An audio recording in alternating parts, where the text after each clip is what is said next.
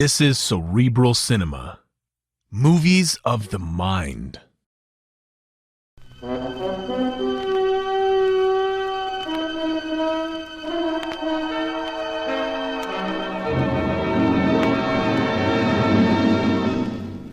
I have been here. The Grey Goose, Adventures of a Modern Robin Hood.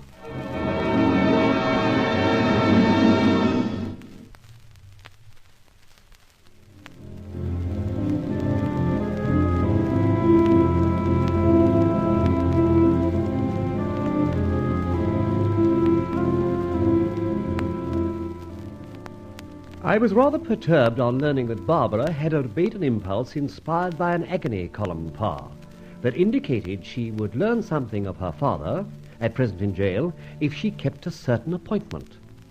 Fortunately, she very skillfully left a trail for me to follow, and with Charlie Austin's help, I ran her to earth in a house in Dorking, the residence of a bigwig on the council, a Mr. Harper Dean.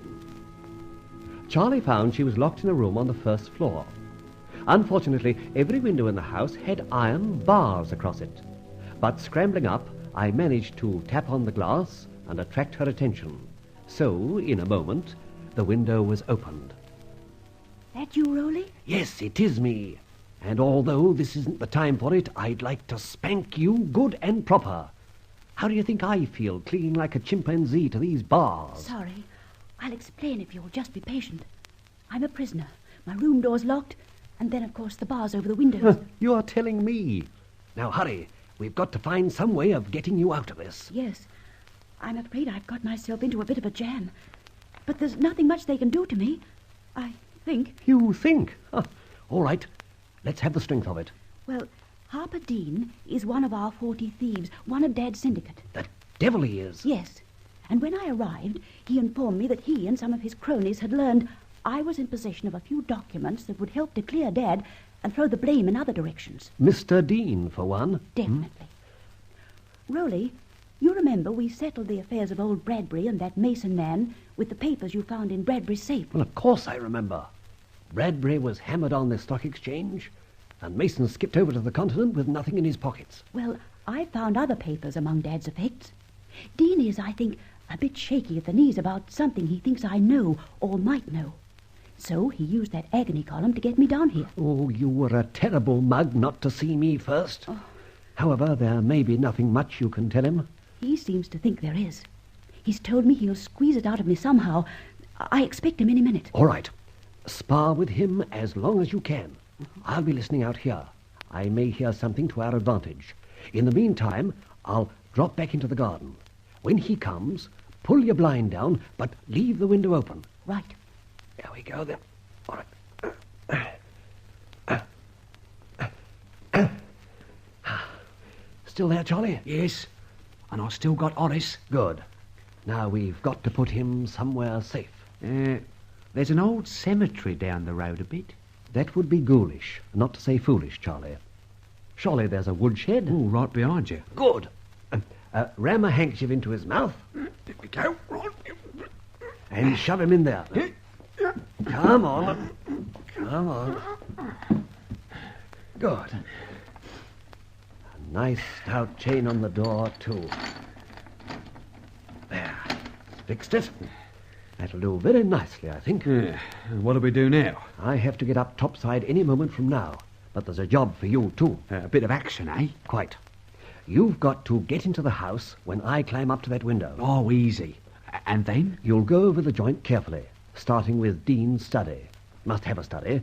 There's probably a wall safe. Get every piece of paper you can out of it and bring it round here to me. All right, off you go. See you later. Hello. Just in time. There's the blind. Well, here goes. This may look like a deputation, Miss Favisham. Let me introduce Mr. Warner. Good evening. Mr. Bligh. Good evening. I'm afraid I'm a little in the dark. Good heavens, there's 3 of them. We are here to enlighten you, my friends and I. I'd be very pleased to know what this is all about. I'm not used to receiving deputations in my bedroom. We mean no harm. That is, if you do as we demand. What is the demand? That you answer our questions. We believe you are custodian of your father's effects. Who else? Quite a natural answer. You agree, gentlemen? Yes, undoubtedly, yes. Well, among those effects are, of course, his business papers. Returned to you after his unfortunate conviction. Unfortunate? Criminal, you mean? Criminal miscarriage of justice. That is by no means established. 12 good men and true gave an unprejudiced verdict. I prefer my own verdict. And I do know, Mr. Harper Dean, that you were one of the syndicate whose crookedness ended in my father's disgrace. So you do know something of me? Of course I do. Not much, I'll admit. But I do know you're as crooked as a dog's hind leg. And I suppose your precious friends here with you have long forgotten how to walk straight. You are talking very dangerously, my girl. I assure you, Miss Favisham, there'll Don't be... assure me of anything. If ever I get out of this, I can assure you that I'll examine every inch of any documents I... Then you have got documents concerning me. I didn't say so. I was going to say I'd examine every document I could lay my hands on to see if I could find something about you. Clever girl. We are certain you have specific information. We are also certain you left behind you a message whereby you were traced to my house by an accomplice. Accomplice? What have I done to need an accomplice? You talk as if I were a criminal. A man came here and mentioned Brian Favisham. He's to call here tomorrow at 10. Are you certain there's no connection between you? How could there be? No one knows but you, I presume, that you've virtually kidnapped me. Let's have no more sparring, Dean. Miss Favisham, you will speak what you know. You will also permit us to scan every document in your possession. Circumstances have arisen to render this necessary. I don't see how you can compel me. You don't know where I keep them. If I do have such as you want. There are ways and means of making you speak. I've yet to learn them. Be sure that you will. What was that, Dean? Someone downstairs, I think. Hawkins, is that you? Hawkins! Hawkins! Where the devil is the fellow? Better go and see, Dean. I will. You stay with the girl. Sounds as if Charlie's given the game away. Now, Miss Favisham, don't be foolish. If you care to, you can leave this place at once. One of us will escort you and collect what we require, after which...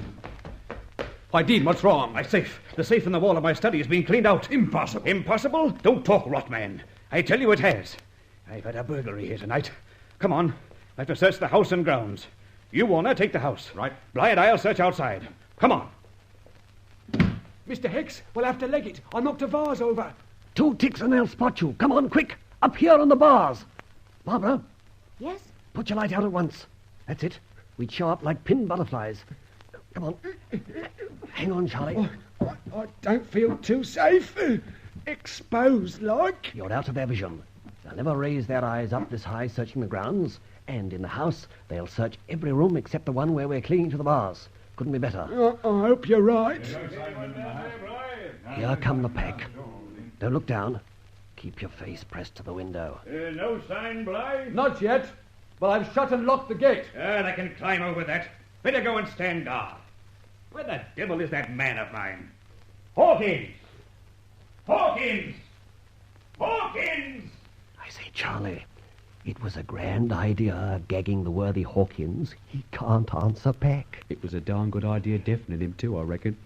He can't hear his mate calling to him. Hawkins! Hawkins, are you there? Bly? Yes. Warner, have you searched the house? Yes, not a sign of anyone inside, except the empty safe and the door open. Very untidy of you, Charlie. Sorry I knocked the picture. It fell into that blooming vase. As a matter of fact, it's turned out very well. They've had to postpone grilling Barbara. Shh. Listen. Oh, all right. Let's go inside. Whoever it was has obviously got away. How wrong can you be, Mr. Dean? I think, Charlie, we'll wait a few more minutes, then fold up our tents like the Arabs and silently steal away. Barbara. Barbara, come over to the window. I'm here. What a schmozzle, eh? Yes, I'm sorry to inform you that Mr. Dean has had burglars. They don't know what they burgled yet, but they will very shortly. Oh. Are you going? Yes, but don't worry. We'll get you out of this before long. Idiot. I'm sorry to have been so stupid. There's no good crying over spilt milk, my dear, but don't go off on your own again. I never will. You stuck up your side very well as it happens. Now, Charlie and I are going to skedaddle. I don't think they'll disturb you again tonight, but just shove a chair under the door handle. If I can't get out, they can't get in. That's one consolation. Yes, exactly. Now, here's what you have to do. If they come at you again, very reluctantly, you give way. All your documents are safely cached, but you will offer to lead them to the third stone under the old oak tree, or words to that effect. I see. I don't tell them where, but I'll take them there, etc., etc. That's it. And for heaven's sake, stall them till tomorrow night sometime. Then you will set out, and I shall be waiting somewhere on the road. But how shall I let you know what time we'll be leaving here? Oh, yes, how? I know. One of you come up the road immediately on 6 o'clock, and I'll push my handkerchief out of the window 7, 8, 9, or 10 times, and that'll let you know what hour we're leaving. Good. We'll be outside at 6 p.m. All right, wench. Keep your picker up. You'll be homeward bound tomorrow night. Or rather, this night. It's the small hours of this morning. And remember to pad yourself up. Pad myself? You heard. Charlie and Austin and myself are going to take alternate shots at beating some sense into you. Cheerio. Come on, Charlie. We have a long walk. I think the back way, Mr. Hicks. Better still. You one way, me the other. We'll meet 100 yards down the road.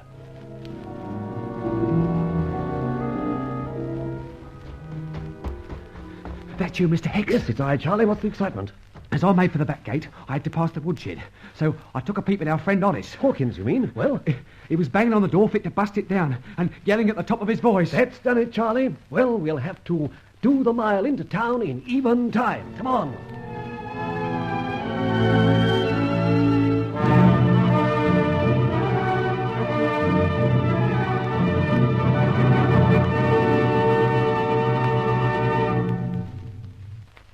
And so the adventure progresses.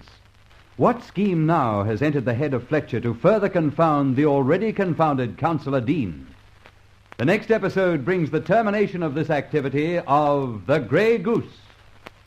Cerebral Cinema hopes you have enjoyed this movie of the mind.